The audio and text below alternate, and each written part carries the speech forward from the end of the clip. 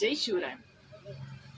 व्यक्ती आयुष्यामध्ये निशब्द कधी होते? जेव्हा काळजातील हृदयातील भावना आणि डोक्यात चाललेले विचार यांची सांगड बसत नाही, तेव्हा व्यक्ती एकदम निशब्द होते. त्या व्यक्तीकडे शब्दच राहत नाहीत. मग ती व्यक्ती हळूहळू एवढी शांत व्हायला लागते ना, की तुम्ही विचारही नाही करणार की ती व्यक्ती एवढी शेवटी शांत राहते ना. तिला व्यक्तीला इतर कुठल्याच गोष्टीचा फरक पडणं बंद होतं. कारण ती व्यक्ती निशब्द झालेली असते. शब्दच राहिलेले नसतात, ना भावना व्यक्त करायला, नाही काळजातल्या भावना कोणाला सांगायला. एकदम निशब्द आणि शांत. त्या व्यक्तीचं नेचरच बदलून जातं शेवटी.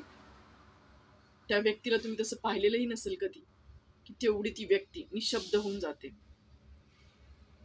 त्या व्यक्तीला कुणाकुणच अपेक्षा राहत नाही.